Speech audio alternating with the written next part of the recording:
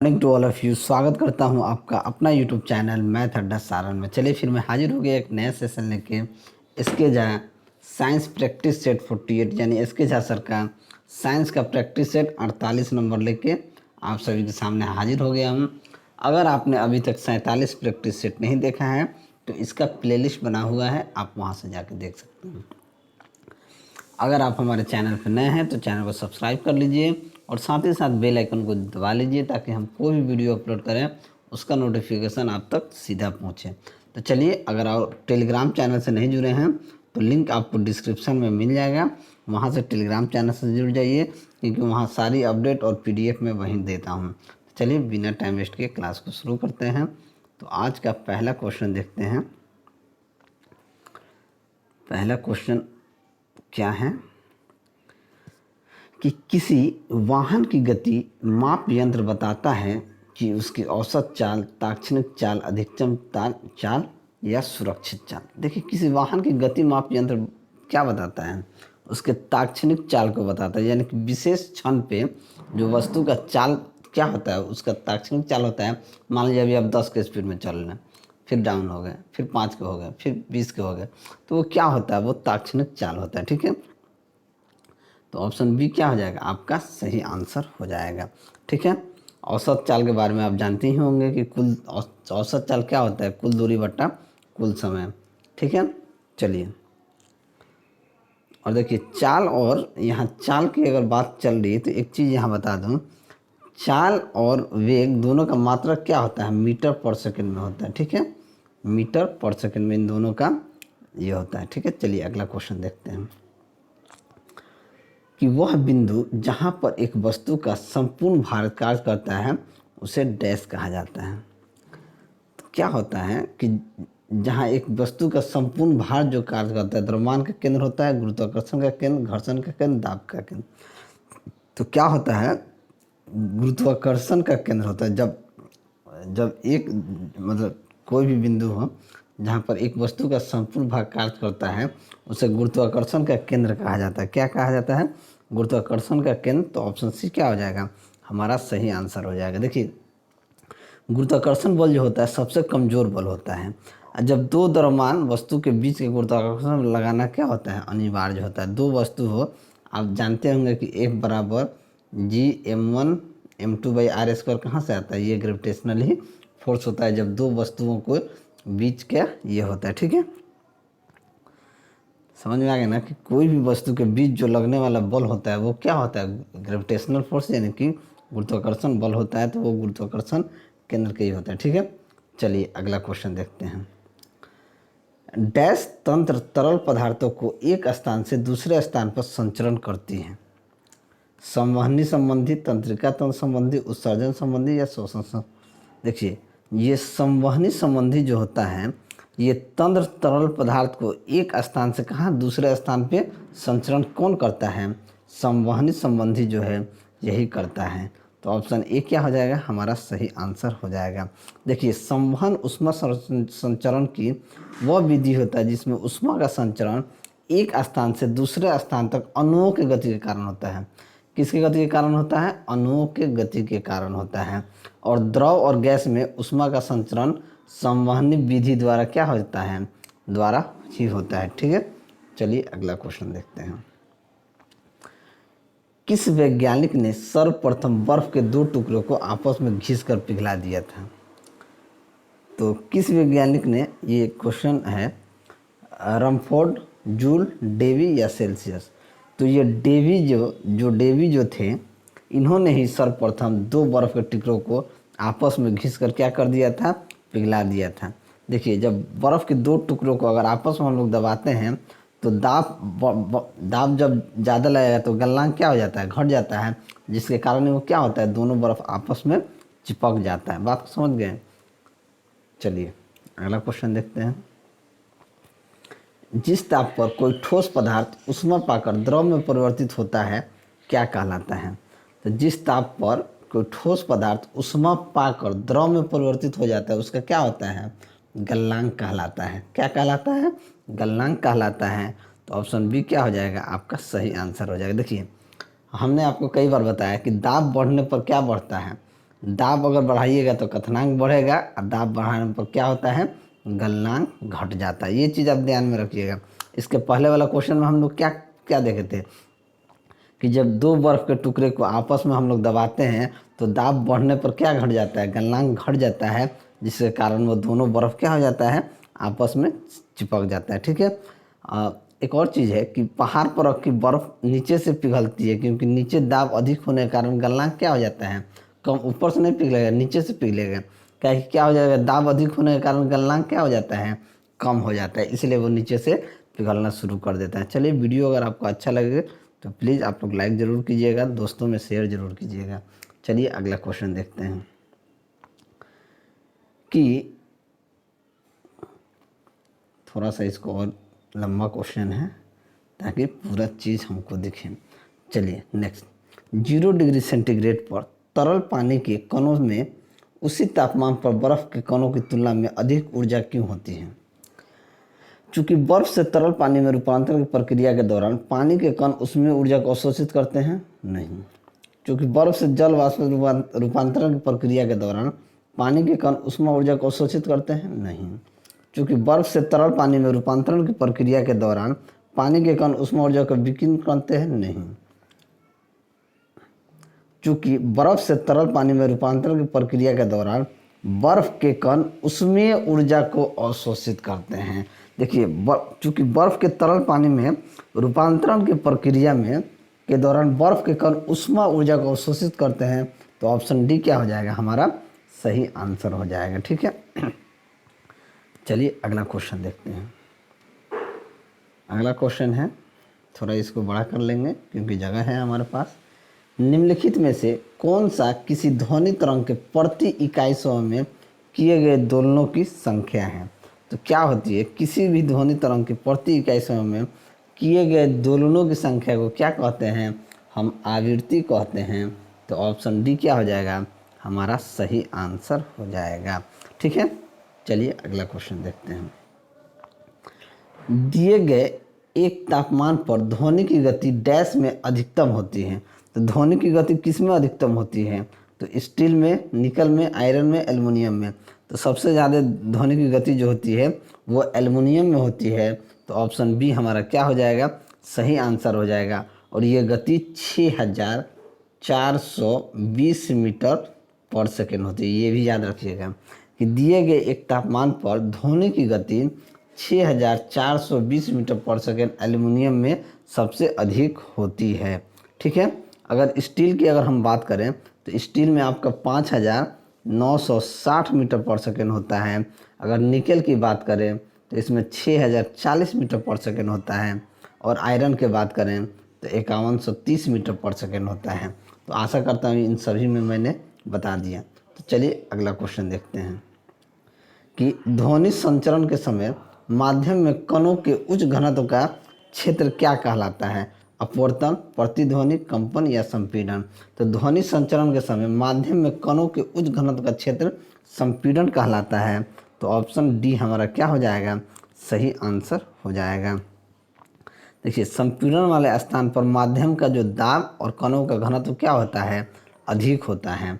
तो option D जो है हमारा क्या हो जाएगा, सही आंसर हो जाएगा। चलिए अगला क्वेश्चन देखते हैं। अगला क्वेश्चन है कि मीटर जो वोल्टेज मापता है क्या कहलाता है। मीटर जो वोल्टेज मापता है वो क्या कहलाता है, वोल्ट मीटर कहलाता है। तो ऑप्शन सी क्या हो जाएगा, हमारा सही आंसर हो जाएगा। वोल्ट मीटर क्या है, एक मापन यंत्र होता है जो किसी परिपथ के किन्हीं दो बिंदुओं के बीच के विभवांतर को मापने के लिए क्या किया जाता है, प्रयोग किया जाता है। ठीक है। वोल्ट मीटर को शाखा के समांतर क्रम में क्या किया जाता है, लगाया जाता है।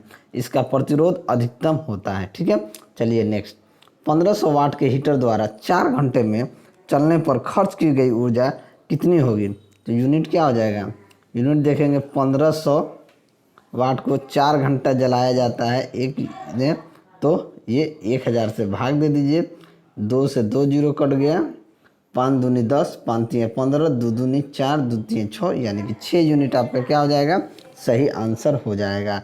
चलिए अगला क्वेश्चन देखते हैं कि अगला क्वेश्चन क्या होगा कि प्रायः धनावेशित तत्वों की संयोजकता क्या होती है। तो धनावेशित तत्वों की संयोजकता क्या होती है, 1 2 3 होती है, तो ऑप्शन डी क्या हो जाएगा हमारा सही आंसर हो जाएगा। धनावेशित तत्व क्या होते हैं, सोडियम, मैग्नीशियम, एल्युमिनियम आदि, इन सभी का संयोजकता क्या होती है, 1 2 3 होती है। नेक्स्ट, सभी एसिड के लिए आम तत्व क्या होते हैं, तो सभी एसिड के लिए आम तत्व ब्रोमीन, क्लोरीन, हाइड्रोजन, आयोडीन क्या होते हैं, तो सभी एसिड के लिए हाइड्रोजन सही आंसर हो जाएगा कि हाइड्रोजन सभी एसिड के लिए तत्व होता है, तो ऑप्शन डी क्या हो जाएगा हमारा सही आंसर हो जाएगा। हाइड्रोजन, मानव शरीर में आयोडीन की कमी से थायराइड ग्रंथि बढ़ जाती है, ठीक है, ये आयोडीन जो है। चलिए अगला क्वेश्चन देखते हैं कि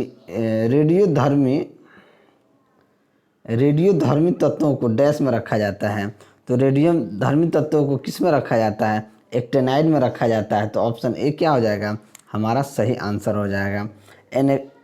एक्टेनाइड तत्वों का समान इलेक्ट्रॉनिक विन्यास कितना होता है, RnSF 0 से 14, 6D0 से 2 और 7S2, ठीक है।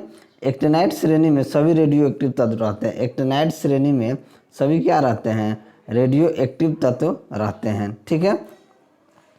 चलिए अगला क्वेश्चन देखते हैं कि डैश में प्रत्येक कार्बन परमाणु 4 अन्य कार्बन परमाणुओं से बंधे होते हैं जो एक दृढ़ त्रिआयामी संरचना का निर्माण करते हैं, ठीक है, तो वो क्या है, इथेन, मीथेन, ग्रेफाइट, डायमंड।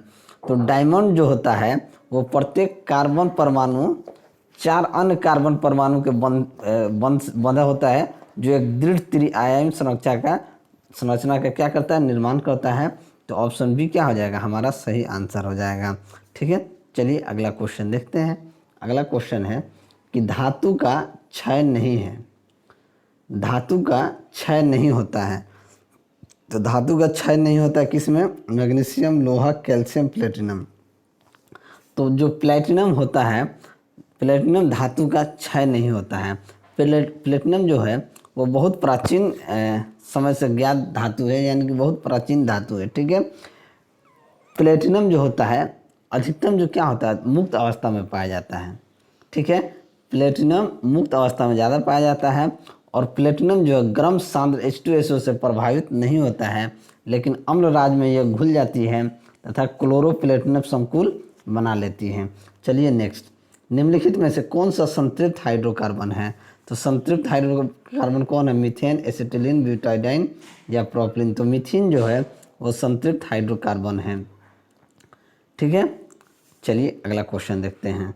अगला क्वेश्चन है कि हैविया ब्राइजिलियंसिस नामक वृक्ष किस प्राकृतिक बहुलक का प्रमुख स्रोत है, तो किसका प्रमुख स्रोत है, स्टार्च का, रबर का, वल्कनीकृत या रबर या प्रोटीन का।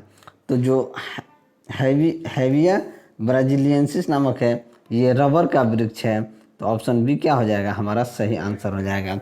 रबर जो है आइसोप्रोपिन का बहुलक होता है, रबर जो है आइसोप्रोपिन का बहुलक होता है। अगर रबर का आणविक सूत्र देखें तो ये होता है C5H8 और अनुभार इसका कितना होता है, अनुभार इसका 68 होता है।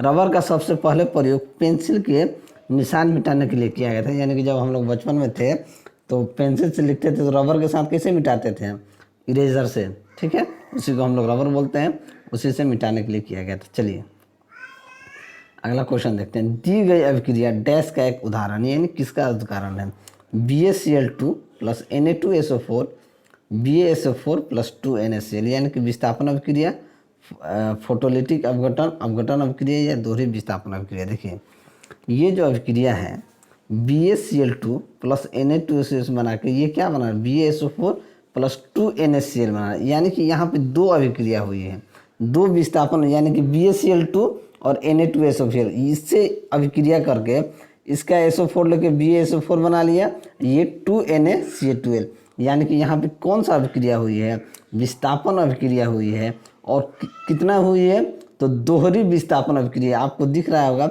BaCl2 और Na2SO4 से ये क्या बना रहा है, BaSO4 और 2NaCl, तो ये विस्थापन कितना हुआ है, दोहरी विस्थापन हुआ है, तो ऑप्शन डी क्या हो जाएगा आपका सही आंसर हो जाएगा।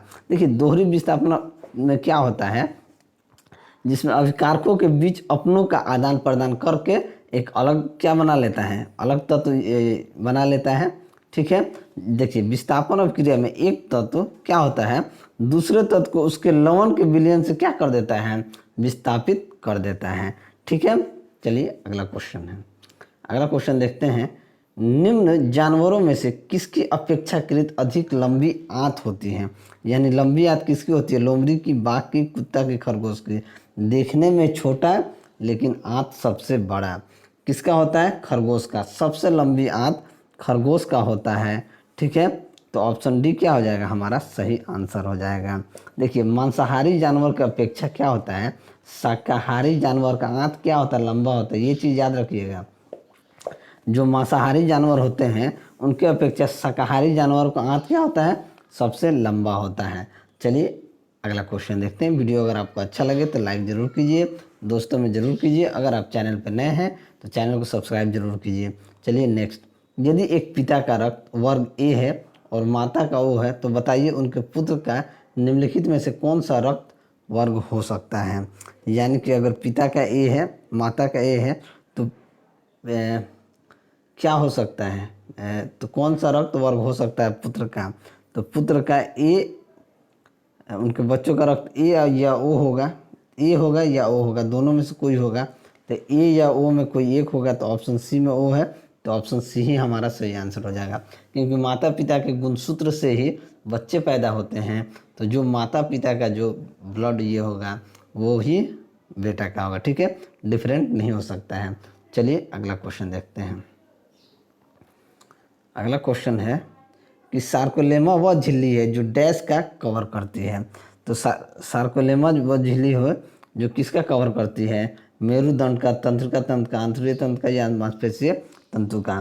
तो सार्कोलेमा जो है मांसपेशीय तंतु का क्या करती है, कवर करता है। तो ऑप्शन सी क्या हो जाएगा, आपका सही आंसर हो जाएगा। ठीक है, नेक्स्ट देखते हैं। 556 गोल हरे और सिकुड़े पीले बीजों के हाइब्रिड क्रॉस में डैश बीज गोले और पीले होते हैं। यानी कि कौन कितना होता है, तो 556 गोले हरे और सिकुड़े पीले बीज के हाइब्रिड क्रॉस में 315 बीज गोले और पीले होते हैं। कितने, 315 बीज गोले और पीले होते हैं। तो ऑप्शन डी क्या हो जाएगा, आपका सही आंसर हो जाएगा। अगला क्वेश्चन देखते हैं कि डैश कोशिका विभाजन को बढ़ावा देता है, एब्सिक्सिक अम्ल, साइटोकाइनिन, जिबरेलिन या ऑक्सिन। तो किसका करता है, तो साइटोकाइनिन जो है कोशिका विभाजन का बढ़ावा देता है। ठीक है, इस विभाजन क्रिया में क्या होता है, सहायक भी होता है। ठीक है, तो ऑप्शन सी क्या हो जाएगा, हमारा सही आंसर हो जाएगा। ठीक है, यह जो है साइटोकाइनिन जो होता है यह उत्तक एवं कोशिकाओं का क्या करता है, विभेदन का कार्य करता है। और साइटोकाइनिन जो है बीजों के अंकुरण को क्या करता है, प्रेरित भी करता है। बीजों के अंकुरण को ये प्रेरित भी करता है। नेक्स्ट देखते हैं, और ये अंतिम क्वेश्चन, डैश एक जटिल अस्थायी उत्तक होता है, जाइलम, पेरेन्काइमा, कोलेनकाइमा या स्क्लेरेनकाइमा। तो जाइलम जो है एक जटिल अस्थायी उत्तक होता है। तो ऑप्शन ए क्या हो जाएगा, हमारा सही आंसर हो जाएगा।